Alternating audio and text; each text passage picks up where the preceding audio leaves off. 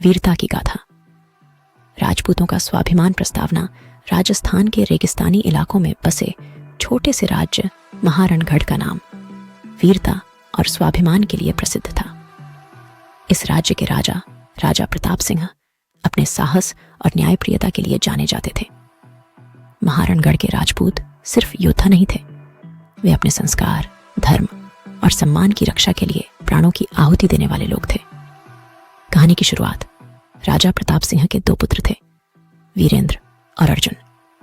दोनों ही बचपन से युद्ध कला में पारंगत थे, परंतु उनके स्वभाव भिन्न थे। वीरेंद्र शांत और दूरदर्शी था, जबकि अर्जुन साहसी और त्वरित निर्णय लेने वाला।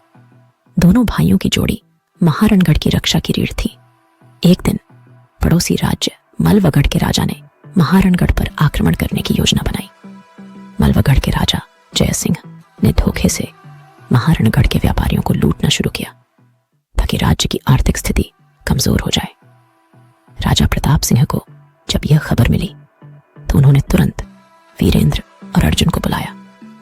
धोखे का सामना राजा प्रताप सिंह ने कहा, हमारे दुश्मन अब हमारी मर्यादा पर प्रहार कर रहे हैं, हमें अपना स्वाभिमान बनाए रखना होगा। वीरेंद्र ने सुझाव दिया कि युद्ध की तैयारी से पहले दुश्मन की योजनाओं को समझना जरूरी है। अर्जुन ने इसे समय की बर्बादी समझा और तुरंत युद्ध की घोषणा करने को कहा।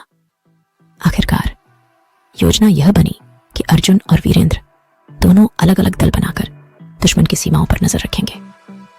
अर्जुन ने अपने साहस से मलवगढ़ की सीमा पर दुश्मन के सैनिकों को परास्त किया, लेकिन तभी जयसिंह ने एक धोखा दिया। उसने एक संधि का प्रस्ताव रखा और शांतिपूर्ण वार्ता के बहाने महारणगढ़ के किले पर कब्जा करने की कोशिश की।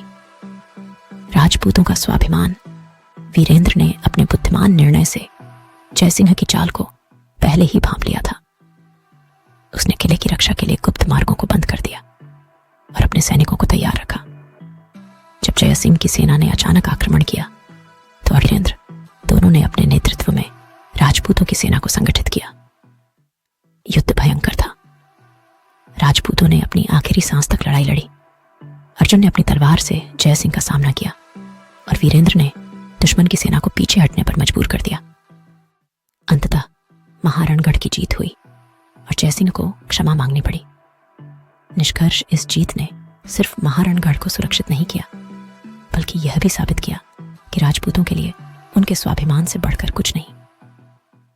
राजा प्रताप सिंह ने अपने बेटों को गले लगाते हुए कहा, तुमने न केवल हमारा राज्य बचाया, बल्कि राजपूतों की आन, बाण और शान की भी रक्षा की।